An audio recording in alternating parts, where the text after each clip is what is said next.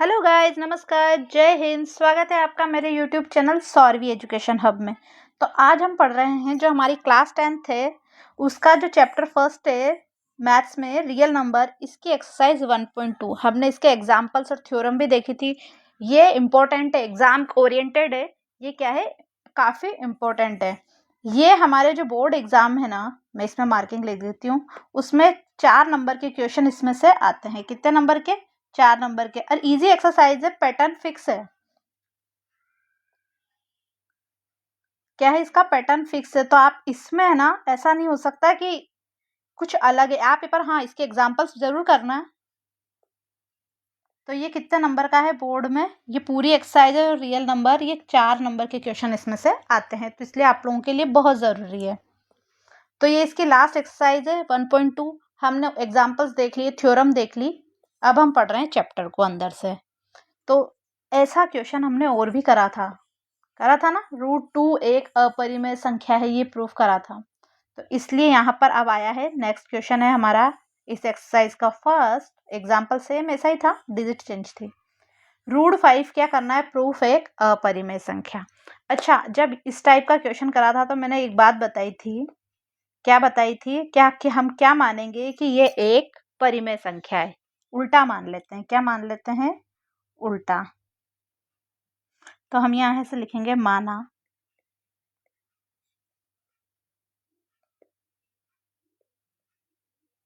√5 क्या है, एक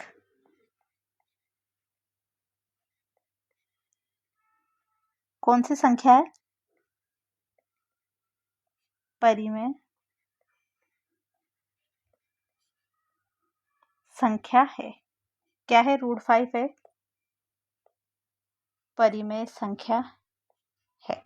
अब परिमेय संख्या को कैसे लिखाया था, इसलिए हम √5 को कैसे लिखेंगे? √5 इज इक्वल टू a/b। ये वही p/q है। तो यहाँ पर क्या है हमारा, a और b सह अभाज्य है, यानी इसमें a और b में क्या है, सिर्फ कॉमन 1 ही आ रहा है। क्या आ रहा है? 1। जहां a एंड b क्या है, सह अभाज्य संख्या है। अगर ये परिमेय संख्या है तो ये नीचे का जो हर है हमारा, मतलब ये b क्या नहीं होना चाहिए, 0। तो यहाँ लिखेंगे b is not equal to 0। ठीक है। अब ये b है जो हमारा, हम क्या करेंगे, 5 के 5 पहुंचाएंगे। √5b is equal to a। अब अगर हमें रूट हटाना है तो हम क्या करते हैं, स्क्वायर करके रूट हटा देते हैं ना, तो वैसा करेंगे।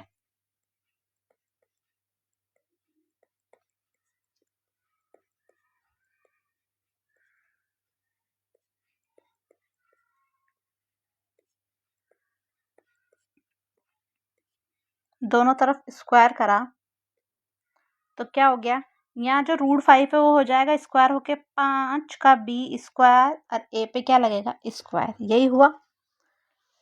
अच्छा, ये मैंने मान ली अपनी इक्वेशन फर्स्ट, यानी समीकरण फर्स्ट।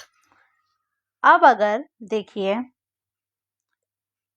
ये जो 5 है ये a स्क्वायर का गुणनखंड है, क्योंकि ये इससे भाग जाता है। 5 में क्या है, a स्क्वायर से विभाजित है। ऐसा ही करा था आपने।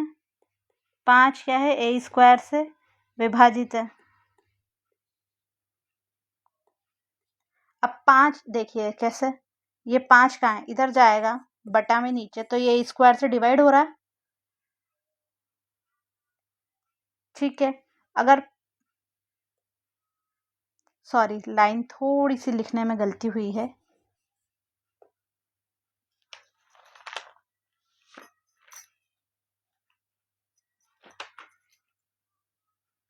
इरेजर, लिखाई लैंग्वेज क्या थी वो, जो हमने पिछली बार, मैं सोच रही हूँ सेम लैंग्वेज हो। जो हमारा 5 है क्या करेगा, क्या करेगा, a स्क्वायर को विभाजित करेगा। क्या करेगा, a स्क्वायर को विभाजित करेगा, को विभाजित करता है। विभाजित करता है। लैंग्वेज सेम रखेंगे ताकि आप लोगों को समझने में दिक्कत नहीं आए। चूँकि 5 जो है हमारा ए स्क्वायर को डिवाइड करेगा, तो इसी वजह से क्या होगा, जो 5 है इसका बिना स्क्वायर यानी सिंगल ए को भी क्या करेगा, को भी डिवाइड करेगा।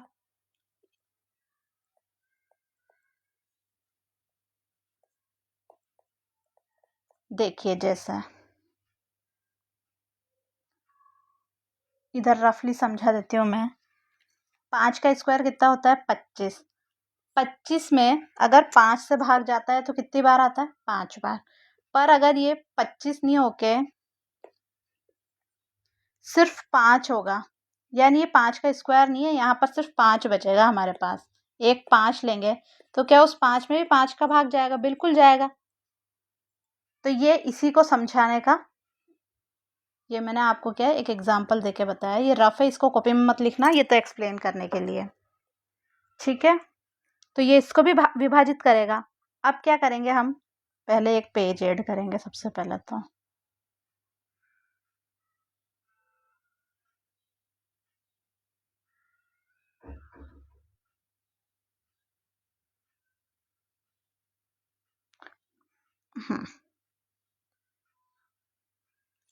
पेज ऐड किया अब हमने।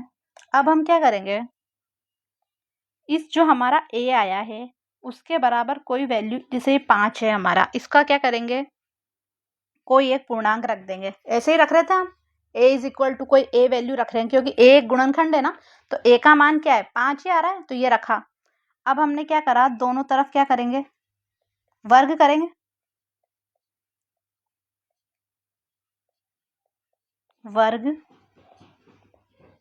करने पर, अच्छा दोनों तरफ स्क्वायर करा तो इधर तो बन गया ए स्क्वायर, और इधर बन गया ये 5 का स्क्वायर करा तो 25 सी का स्क्वायर, यही हुआ। अब एक बात बताइए, हम इस ए का मान, इस ए का मान जो हमारा है, ये ए स्क्वायर का मान है। अब हमारे पास इधर किसकी वैल्यू दे रखी है, ए स्क्वायर की। तो अब ये ए स्क्वायर की वैल्यू हम इस जगह रख देंगे तो काम हो जाएगा हमारा, ये इक्वल हो जाएगा। तो अब ऐसे लिखते हैं,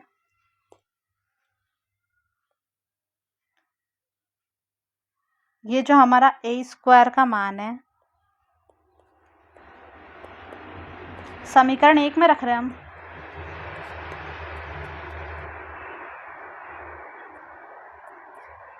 कहाँ रख रहे हैं, उसने अपनी समीकरण 1 में रखने पर, क्योंकि देखिए ना इधर भी ए स्क्वायर दे रखा है, इधर भी ए स्क्वायर दे रखा है, तो यहाँ भी 5b स्क्वायर है, यहाँ 25 सी स्क्वायर है, तो अब ये इक्वल ही होंगे। ए स्क्वायर का मान लिखेंगे तो इधर, तो देखिए 5b स्क्वायर, ये कहाँ से आया 5b स्क्वायर, ये इस वाले इक्वेशन से है, ठीक है। अब हम क्या करेंगे, इधर लिखेंगे 25 सी स्क्वायर, 5 से कैंसिल हुआ कितना टाइम, 5 सी स्क्वायर, इधर बचा बी स्क्वायर, ये हमारा आया, ठीक है। ये इक्वेशंस में जो हमारे यूज आई है वो मैं आपको ऐसा हाईलाइट करके बता रही हूँ। अब जैसे देखिए, चूंकि ये जो हमारा क्या है 5b स्क्वायर को विभाजित कर रहा है, यही लिख रहा था ना, जो ये 5 है, इक्वल का साइन लगाना रहेगा, जो हमारा है 5 है, ये क्या कर रहा है, बी स्क्वायर को विभाजित कर रहा है।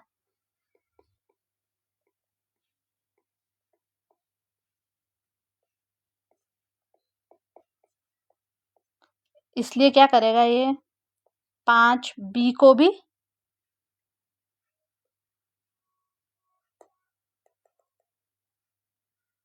इसलिए क्या है 5b को भी विभाजित करेगा।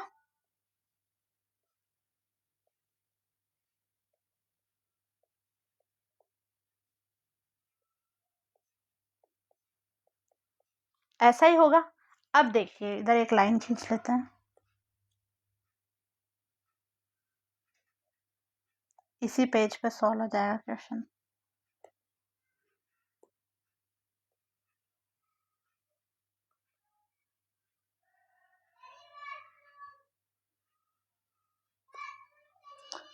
अब जैसे देखिए, अब हमें क्या हुआ, ये देखो जो हमारा ये 5 है, ये बी स्क्वायर को भी और बी को भी विभाजित कर रहा है और ए को भी कर रहा है। अच्छा, किसको कर रहा है? ए और बी दोनों को कर रहा है।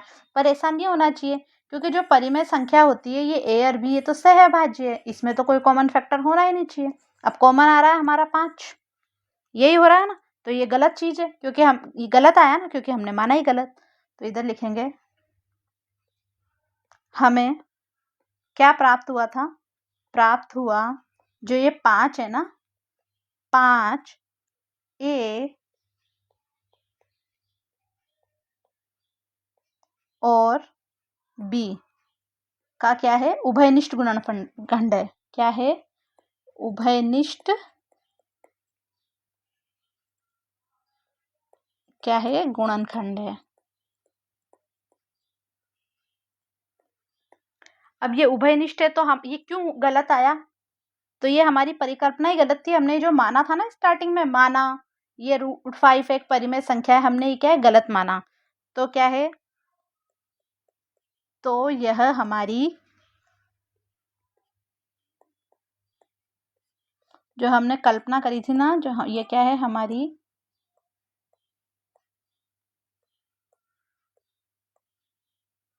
परिकल्पना का क्या है? विरोधाभास है। क्या है?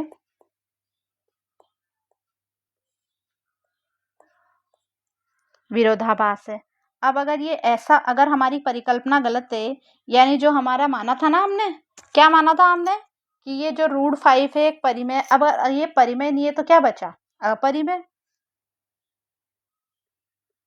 अतः √5 एक परिमेय संख्या नहीं है।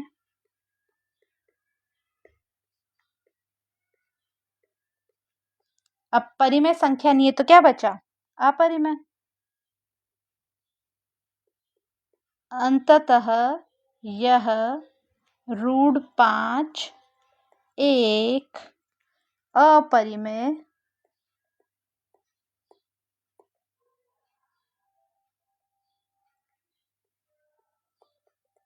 संख्या है। यही प्रूफ करना था हमें। अच्छा, क्वेश्चन थोड़ा सा बड़ा है, बट क्वेश्चन टफ नहीं है। अगर एक बार हमें क्वेश्चन समझ में आ गया ना, तो हमें क्या है, कुछ भी प्रॉब्लम होगी नहीं। अगर एक बार क्वेश्चन समझ में आया ना, तो उसके बाद हम परेशान नहीं होंगे। ओके, ठीक है। क्वेश्चन अच्छे से दोबारा देख लीजिए आप लोग। मैं एक बार वापस एक्सप्लेन कर देती हूँ। क्या करा हमने? माना, क्या माना हमने कि जो √5 है एक परिमेय संख्या। अब परिमेय की शर्त ये होती है कि क्या होती है? P/Q की फॉर्म में लिखते हैं, जहाँ B is not equal to 0।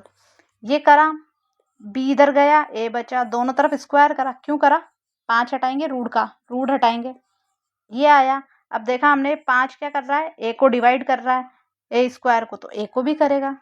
फिर हमने ये जो A की वैल्यू आ रही थी हमारी, क्या आ रही थी? 5, तो इसके साथ लिखा एक C, कोई भी पूर्णांक है, ये लिख देती हूँ, C कोई पूर्णांक है।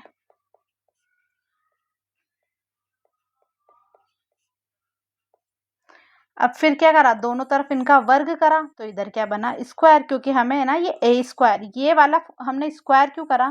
क्योंकि हमें ना यहाँ पर स्क्वायर है, तो हमें स्क्वायर बनाना था। तो स्क्वायर बनाया, A का मान रखा हमने इस समीकरण 1 में।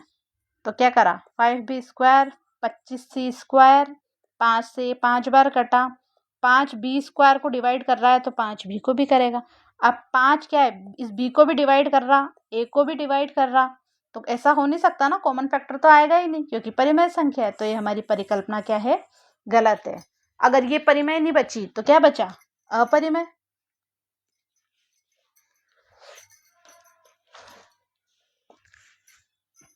अब आते हैं हम अपने दूसरे क्वेश्चन पे। जो हमारा दूसरा क्वेश्चन क्या है? हमारा दूसरा क्वेश्चन है कि सिद्ध करना है, क्या प्रूफ करना है हमें? सिद्ध करना है क्या कि 3 + 2√5 एक क्या है? अपरिमेय संख्या। तो इसको भी सेम वैसे ही करेंगे जैसे हमने ये क्वेश्चन करा है। अब क्या करना है इसमें, सबसे पहले क्या मानेंगे, अपरिमेय प्रूफ करने के लिए परिमेय मानते हैं। तो क्या माना 3+2√5 एक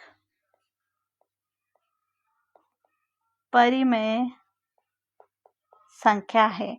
अच्छा, परिमेय मानते हुए p/q जैसा लिख दें, तो कैसे लिखेंगे, 3+2√5 इज इक्वल टू a/b, ऐसे ही करेंगे, जहां पर क्या है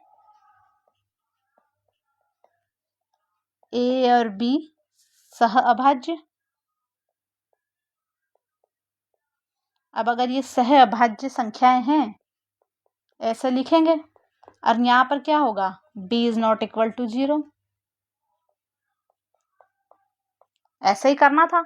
अब एक बात बताइए, हम रूट वाला पार्ट एक तरफ कर लेते हैं, 2√5 इक्वल टू a/b।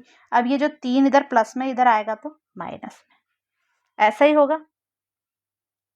अब देखिए हम क्या करेंगे, ये 2√5 तो इधर है ही सही, इधर हम क्या कर रहे हैं,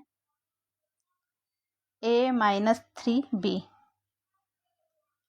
ऐसा करेंगे, क्योंकि क्या होगा, ये नीचे कुछ नहीं है तो हमने क्या मान लिया यहाँ एक, और इसको हमने ऐसे लिखा। अब ऐसे करने के बाद क्या हुआ, 2√5 बराबर, अब एक काम करते हैं, इस 2 को भी b के पास ले आते हैं, तो यहाँ सिर्फ अपरिमेय संख्या छोड़ी हमने √5, तो a-3b बटा ये 2 किसके पास आएगा, नीचे, b में ऊपर है तो इसको नीचे पहुंचाया। अब देखिए एक बात देखिए, चूंकि a और b पूर्णांक है हमारे, अब ये पूर्णांक है तो इस वजह से क्या होगा, a-3b बटा 2b भी पूर्णांक ही होंगे, ये पूरे में है, गुणा ऐसे करा था ना हमने इसको, क्या है ये एक पूर्णांक है, तो ये क्या है हमारी एक परिमेय संख्या। अच्छा एक बात बताइए, अगर ये परिमेय संख्या है तो ये भी परिमेय संख्या होगी, क्योंकि इक्वल में तो ऐसे ही आता है, परिमेय इज इक्वल टू परिमेय, ऐसा थोड़ी होगा परिमेय संख्या अपरिमेय के बराबर है, हो ही नहीं सकता। तो अगर ये परिमेय संख्या है,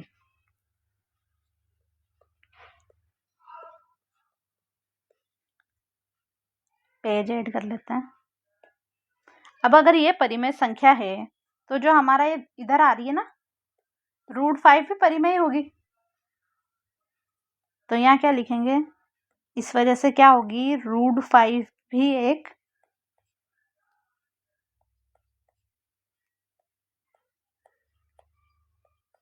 क्या होगी, एक परिमेय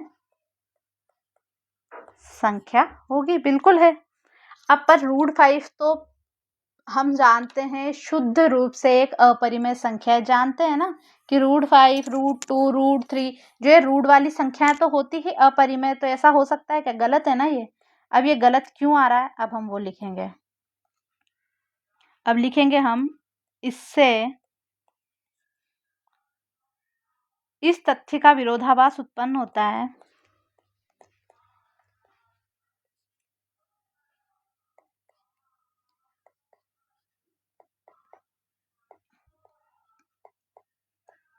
इस तथ्य का विरोधाभास प्राप्त होता है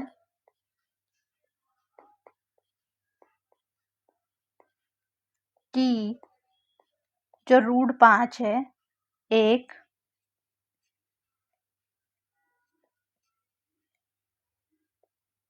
अपरिमेय संख्या है।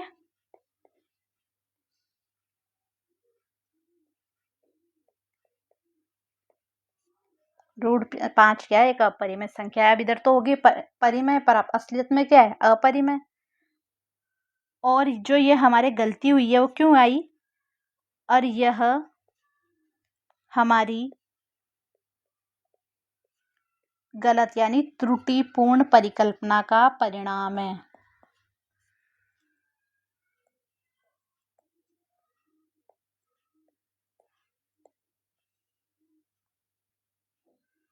त्रुटिपूर्ण परिकल्पना का परिणाम है क्या क्या परिणाम है कि 3 + 2√5 एक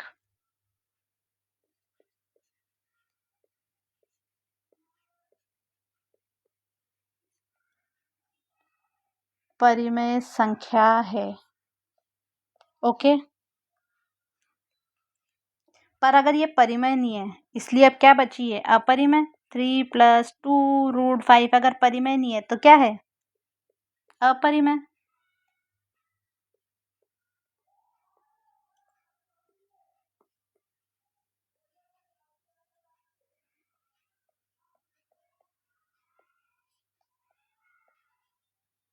ओके, अब सेम है, क्वेश्चंस में कुछ भी नहीं करना, सिर्फ जो वो बोलता जाए करते जाएंगे।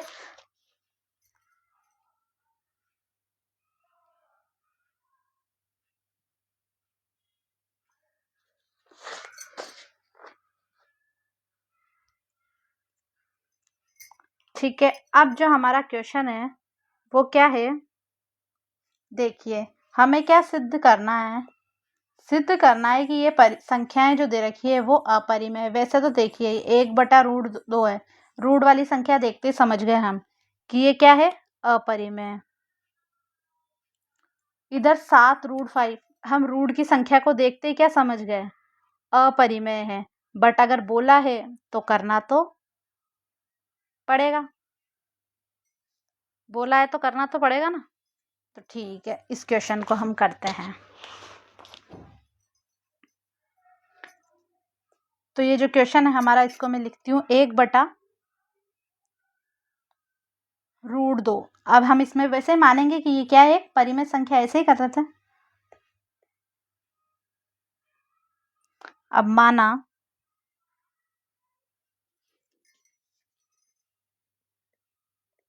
क्या माना? 1/√2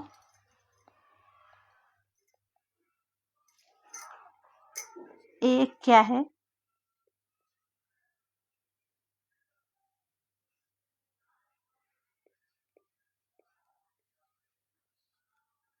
माना 1/√2 क्या है? एक परिमेय संख्या है। अब परिमेय संख्या है, इसको मैं इधर लिख दूं कि हम कौन सा क्वेश्चन कर रहे हैं। फर्स्ट 1/√2 क्वेश्चन बड़ा है ये, ठीक है, जितना इतना बड़ा नहीं है पहले क्वेश्चन जैसा, बट सेकंड वाले को हम सेकंड पेज पे ही करेंगे। ये क्या है? एक परिमेय संख्या। अब अगर परिमेय संख्या है तो हम इसको क्या करेंगे? ऐसे लिखेंगे 1/√2 = A/B। अब यहाँ क्या होगा? जहाँ A/B, वो वाला सेम प्रोसेस, A और B क्या है? सह अभाज्य हैं।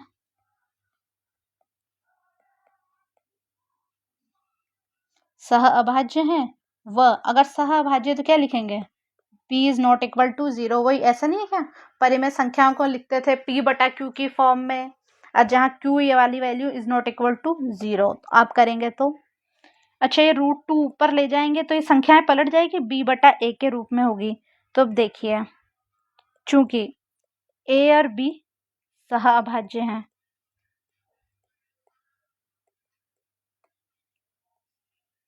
सह अभाज्य हैं। अब अगर ये सह अभाज्य है तो क्या होगा? ये जो B/A है क्या होगा? एक परिमेय संख्या होगी। इस वजह से क्या होगा? ये है एक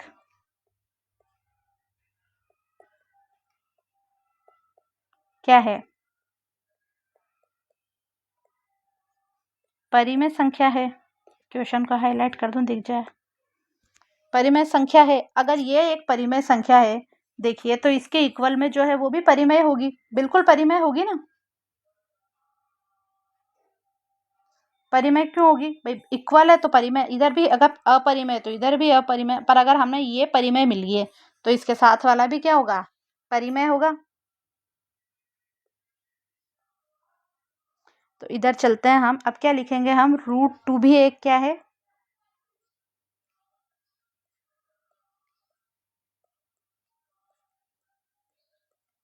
√2 भी क्या है? एक परिमेय संख्या है। अच्छा, इसको अब इधर ही कर लेते हैं, इधर ही लिख देंगे।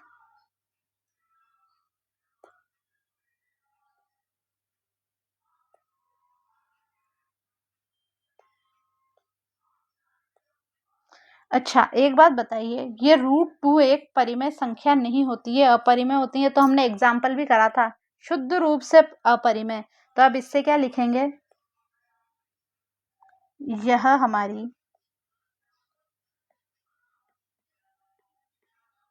परिकल्पना का विरोधाभास है।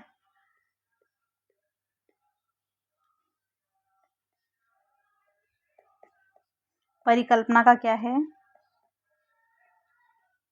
विरोधाभास है। अब परिकल्पना ही गलत थी हमारी कि ये परिमेय, अब विरोधाभास हो गया तो क्या बची, अतः 1/√2 एक अपरिमेय संख्या है। ओके, अब ऐसे ही सेकंड क्वेश्चन है हमारा इसका, क्या है हमारा सेकंड क्वेश्चन, 7√5। ठीक है, अब इसको करेंगे हम, तो इसमें भी वैसे ही करेंगे, माना, क्या मानेंगे कि जो ये 7√5 है वो क्या है, एक परिमेय। अपरिमेय मानने का अगर हमें प्रूफ करना है तो यही तरीका है इससे, और ये एक ही, ये एग्जाम के लिए भी बहुत इंपॉर्टेंट है। क्या है एक,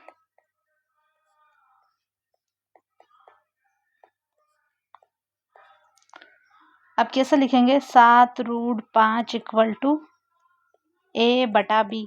अब a/b के साथ यहाँ क्या लिखते हैं, जहां क्या लिखेंगे, a और b क्या है, सह अभाज्य। अब अगर ये सह अभाज्य हैं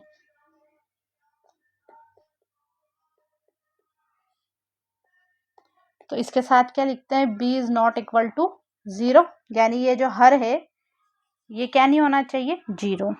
अब क्या करेंगे, अपरिमेय संख्या को अलग कर दिया, यानी ये √5 इधर, a बटा यहाँ क्या बचा 7b। अब इधर वही लैंग्वेज लिखेंगे हमारी, a और b क्या है,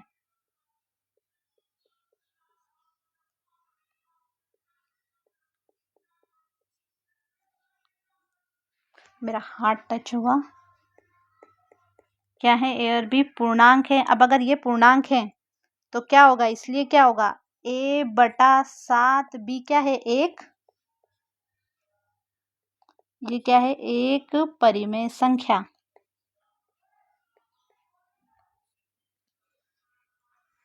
क्या है, एक परिमेय संख्या है, बिल्कुल है, क्योंकि एक बात बताइए, प्रूफ हो गया कि पूर्णांक है, तो ये क्या बची हमारी परिमेय संख्या, क्योंकि ये पूर्णांक है तो ये बची हमारी परिमेय संख्या। अब अगर ये परिमेय है तो इसके बराबर में भी क्या होगी, परिमेय, तो अब हम ऐसे लिखेंगे, इसलिए क्या होगा, √5 भी क्या होगी, एक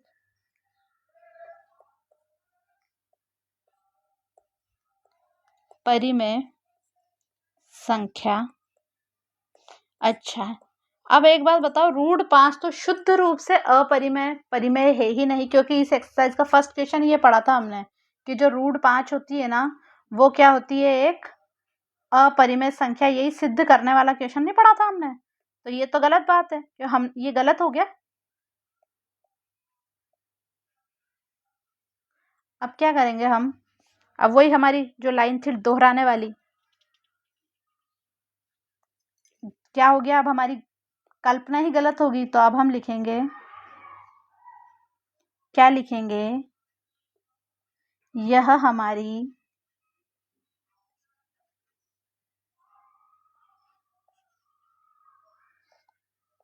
यह हमारी जो परिकल्पना थी ना उसका क्या है, विरोधाभास।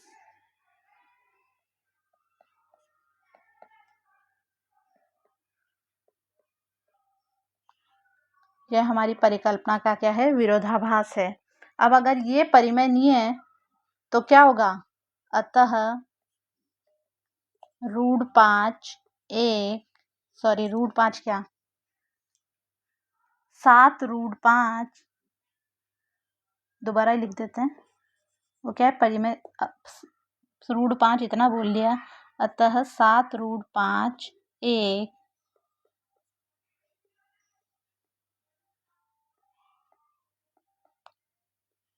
अपरिमेय संख्या है। आई होप आप इसको समझे होंगे। अब इसी में था एक क्वेश्चन जो टाइपिंग में रह गया, मैं अब लिख देती हूँ उसको। वो है हमारा, उसमें क्या करना है हमें, सेम प्रोसेस है, यही इसका थर्ड क्वेश्चन है। यहाँ पर इसी का थर्ड क्वेश्चन है, यहाँ भी लिख देती हूँ। क्या है, 6 + √2। तो ये रह गया था टाइपिंग में, अब लिख देते हैं। इसको भी क्या ही प्रूफ करना है, हम क्या प्रूफ करना है कि ये एक अपरिमेय संख्या है। तो वही क्या लिखेंगे, माना, अब तो मुझे भी एकदम ऐसा लग रहा है कि नींद में आज यही सब बोला जाएगा। माना 6 + √2 क्या है, एक परिमेय संख्या है। अब अगर परिमेय है तो इसको वैसे ही लिखेंगे, 6 + √2 = a/b। अब जहाँ क्या है, ऐसा कोष्टक बना के लिख रहे हैं अपन, जहाँ a और b सह अभाज्य संख्याएं, यानी सह अभाज्य का मीनिंग मैंने लिखाया भी था एग्जाम्पल्स के टाइम। क्या लिखाया था कि इन दोनों में ना सिर्फ कॉमन, ये a और b में सिर्फ 1 के अलावा कुछ कॉमन होगा ही नहीं। इसमें क्या कॉमन होगा, सिर्फ 1।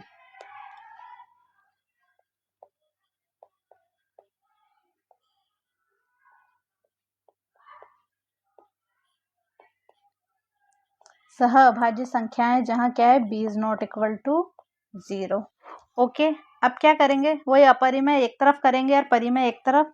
√2 = क्या करेंगे, a/b। ये जो हमारा 6 प्लस का इधर जाएगा माइनस का 6। अब इसको क्या करेंगे, ऐसा फैक्टर करेंगे तो ये ऐसा हो जाएगा ना, इसके नीचे 1 माना, कॉमन लिया तो ऐसा है। तो अब क्या करा, चूंकि a और b क्या है, पूर्णांक है, यही कर रहे हैं हम। अब ये क्या है, पूर्णांक है। अब ये पूर्णांक है तो इस वजह से क्या होगा, जो हमारा a - 6b/b है, यानी जो हमारी ये वाली डिजिट है, ये क्या होगी, एक परिमेय संख्या।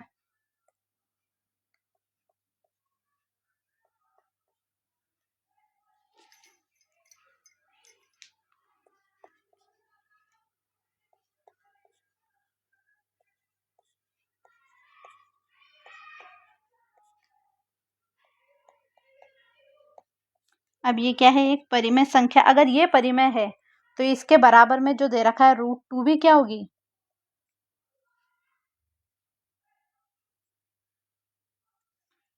√2 भी क्या होगी, एक, जो हमारी √2 क्या होगी,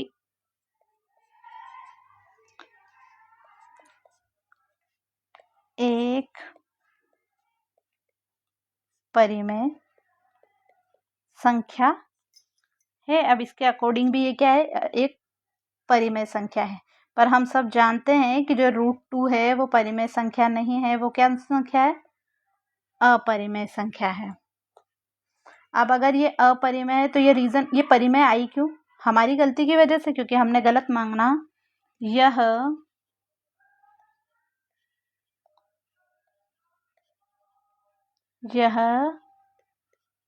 हमारी त्रुटिपूर्ण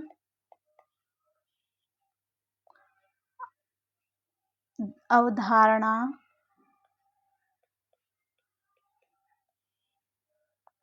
का परिणाम है, हमने गलत माना, त्रुटिपूर्ण अवधारणा का परिणाम है। अतः जो 6 + √2 है वो क्या है, एक अपरिमेय संख्या है। तो ये हमारी एक्सरसाइज 1.2 कंप्लीट हुई। बहुत अच्छे से पढ़ा हमने, क्वेश्चंस, एग्जाम्पल्स भी देखे। तो आप सब लोग हमारे इस चैनल को सब्सक्राइब करें, लाइक करें, और हाँ, इसकी प्लेलिस्ट बनी हुई है क्लास 10th की, 9th की, 8th की, तो प्लेलिस्ट जाके हाँ वीडियोस को अच्छे से समझें, और कोई भी आपकी क्वेरी हो, कोई कमेंट हो तो हमें कमेंट करें, और हाँ अपने दोस्तों में शेयर करें। तब तक के लिए बाय बाय।